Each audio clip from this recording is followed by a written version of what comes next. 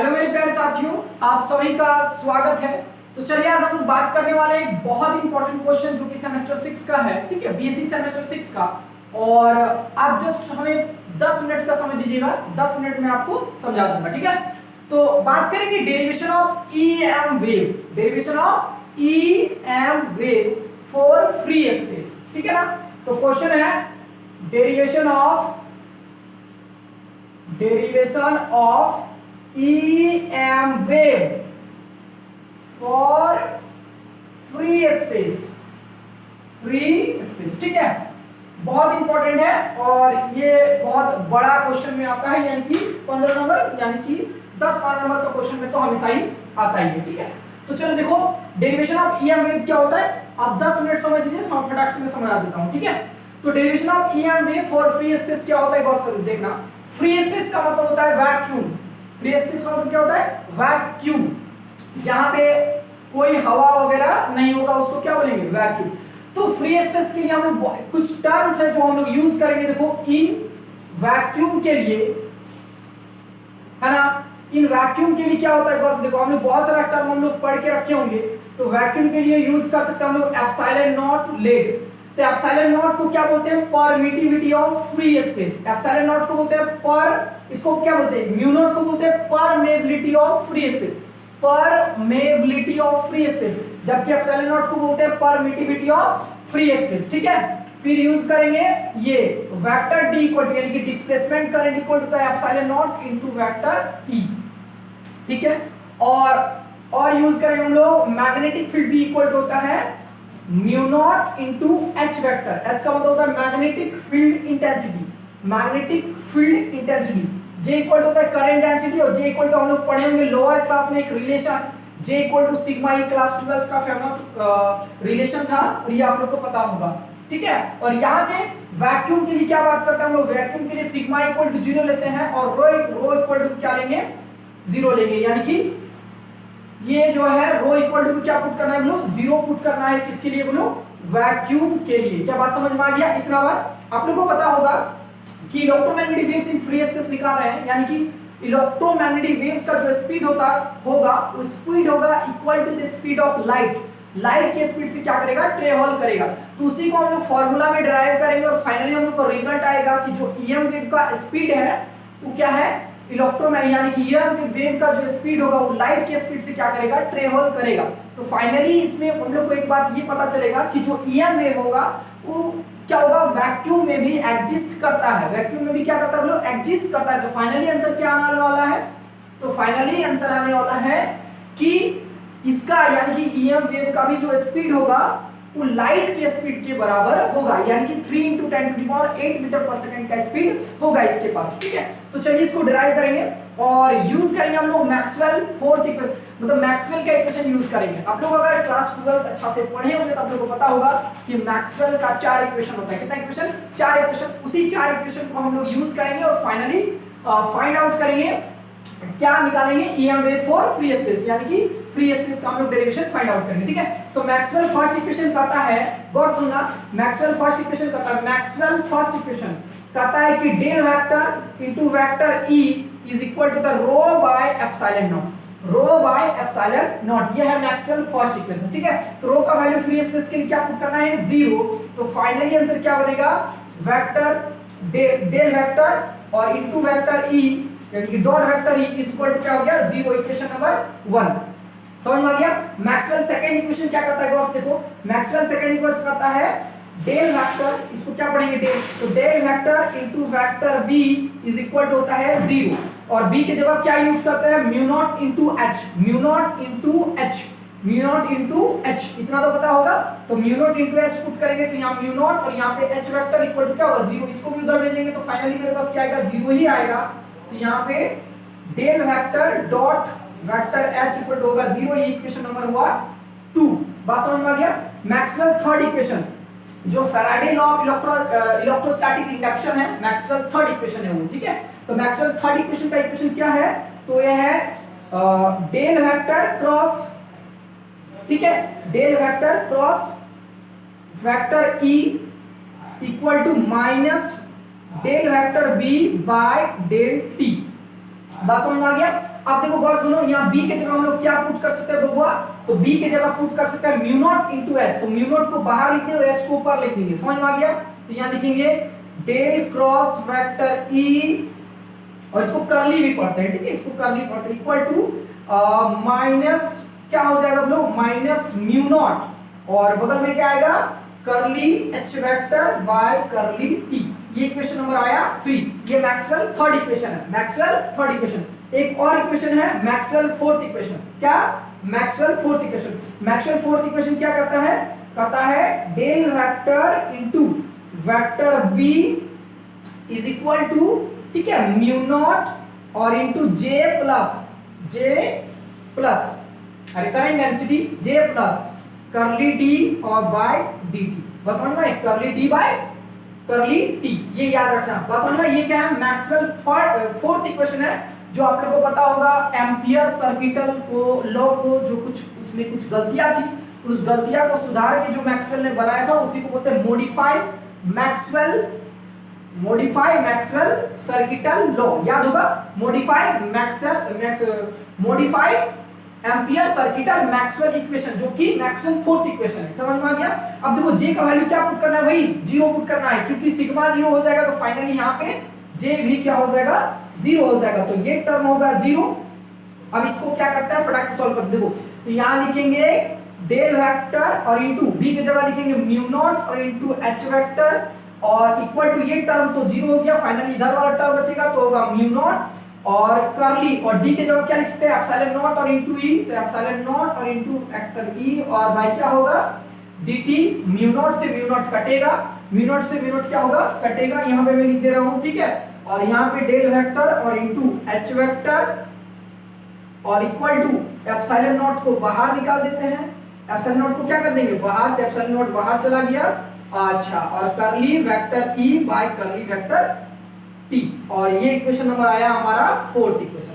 तो ये है मैक्सवेल, 4 इक्वेशन है मैक्सवेल का, और इसी का हम लोग यूज करेंगे और फाइनली क्या करेंगे, इसका रिजल्ट निकालेंगे।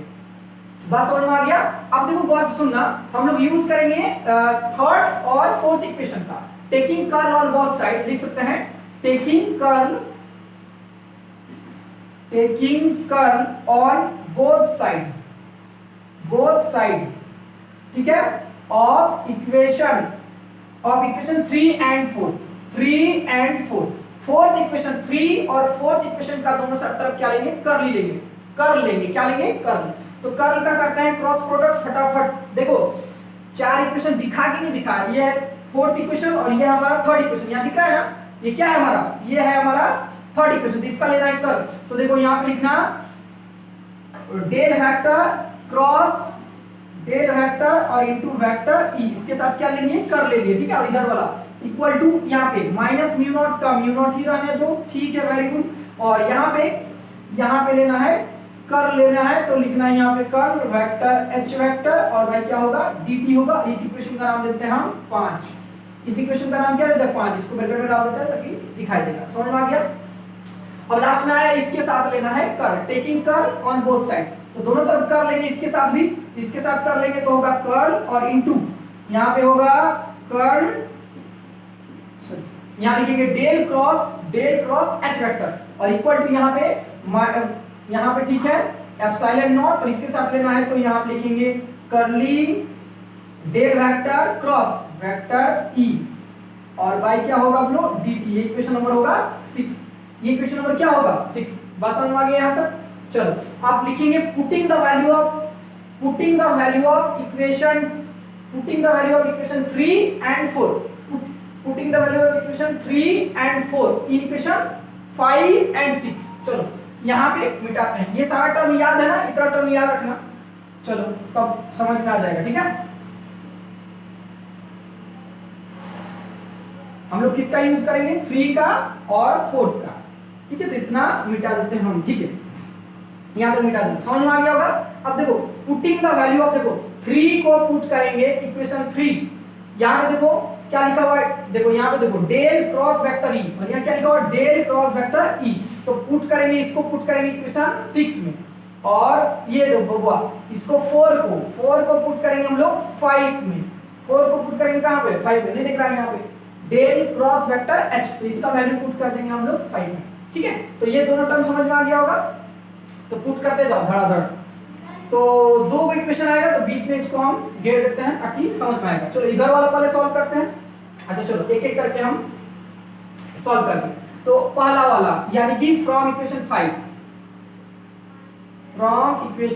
में काम कर रहे हैं, ठीक है। तो फ्रॉम इक्वेशन 5 में क्या है, कर देखो del vector cross vector E और equal to minus epsilon not, और यहां पे देखो डेल, वहां पे देखो इसका वैल्यू डालना है, इसका वैल्यू कहां गया, इसका वैल्यू यहां पे देखो है ना, यही है, नहीं h वाला ना, 4 को पुट करना है, 4 को पुट करना है किसमें, 4 को पुट करना है 5 में, 4 को पुट करना है, क्या लिख दिए यार, 4 को पुट करना है 5 में, याद है ना, 4 को पुट करना है किसमें, 5 में, दिख रहा है यहाँ 4 को पुट करना है कहां, 5 में।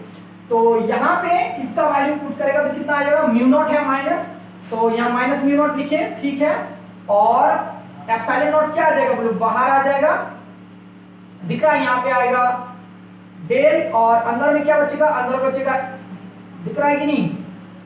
अच्छा इसको अच्छा से लिखते हैं, एक मिनट इसको अच्छा से लिखते, देखो यहाँ माइनस एप्सिलॉन नॉट के एप्सिलॉन नॉट रहने दिए, चलो डेल, और बाय क्या लिख देंगे, डेल टी, और उसके जगह वो पार्ट करते हैं एप्सिलॉन नॉट, और यहाँ पे होगा del vector E, sorry curly vector E by curly T, और इसको आप सॉल्व करते हैं, तो इसको सॉल्व करेंगे तो होगा देखो del vector cross vector E equal to minus mu not, और एप्सिलॉन नॉट भी क्या कर दो, बाहर कर दो, और ये दोनों आएगा तो क्या हो जाएगा, del S curly square vector E by curly T square. इस इक्वेशन का नाम दे देते हैं हम 7। इस इक्वेशन का नाम क्या दिए, 7। क्या ये बात समझ में आ गया। और उसी तरह हमारे पास थर्ड इक्वेशन भी था, थर्ड को पुट करना था किसमें, 6 में, तो उसी तरह सेम टू सिमिलरली लिख सकते हैं हम लोग, सिमिलरली एकदम सेम टू सेम चलेगा, तो होगा क्या लिखेंगे, del vector cross del vector और इनटू क्या आ जाएगा यहाँ पे एच वेक्टर, क्या आ जाएगा हम लोग, एच वेक्टर, तो इज इक्वल टू यहाँ पे आएगा माइनस म्यू नॉट और इनटू एप्सिलॉन नॉट, यहाँ पे क्या चलेगा बताओ, यहाँ पे होगा डेल स्क्वायर और इनटू क्या हो जाएगा H vector by sorry curly square H vector और कर्ली टी स्क्वायर, इसको एक करेंगे इक्वेशन नंबर 8। अब ये दोनों टर्म को क्या करना है हम लोग को, अगेन इसको क्या करना है, सॉल्व करना है, अगेन क्या करना है हम लोग, सॉल्व करना है। चलो देखते हैं, तो इस टर्म को हम लोग क्या करेंगे, सॉल्व, देखो कैसे कर रहे हैं, इसको सॉल्व कैसे कर रहे हैं उसको देख लो, कहां गया, इस 7 को सबसे पहले हम लोग सॉल्व करेंगे। तो सबसे पहले देखो एक को डेल को बाहर करना है, एक डेल को क्या करेंगे, बाहर करेंगे, और लिखेंगे del vector cross vector E, पहले एक को बाहर किए और इसको अंदर किए थे, ठीक है, एक को बाहर किए और इसको क्या किए थे, अंदर किए, लिख लिए, फिर देना है माइनस, उसके बाद इसको बाहर करना है ई को, तो माइनस देके ई को बाहर करना, और अंदर में क्या आ जाएगा, अंदर में दोनों आ जाएगा, डेल वेक्टर और डॉट डेल वेक्टर, सॉरी यहाँ पे क्या होगा, डॉट प्रोडक्ट होगा, ठीक है, ये फार्मूला होता है, याद रखना थोड़ा सा, और इक्वल टू क्या हो गया फाइनली माइनस म्यू नॉट और इनटू एप्सिलॉन नॉट, और यहाँ del sorry curly square vector E by curly T square, ठीक है, ये इक्वेशन समझ में आ गया। अब देखो उसी तरह सिमिलरली इसको सॉल्व, तो डेल को बाहर करेंगे, तो डेल हो गया बाहर, अंदर क्या बचेगा, अंदर बचेगा डेल वेक्टर और into sorry dot H vector, ये टर्म आया, और फिर माइनस उसके कौन बाहर होगा, एच बाहर होगा, तो एच को कर दो बाहर, अंदर क्या बचेगा, अंदर बचेगा del vector dot del vector equal to क्या बचेगा, minus epsilon naught mu not into epsilon not, और यहाँ होगा कर्ली स्क्वायर एच वेक्टर और इनटू कर्ली टी स्क्वायर, कोई दिक्कत है, ये टर्म आ गया। अब देखो सुनो, इसको जब भी सॉल्व किए थे याद करो ये टर्म आया हुआ था हम लोग को मैक्सवेल फर्स्ट इक्वेशन में, तो मैक्सवेल फर्स्ट इक्वेशन में एक टर्म आया था ये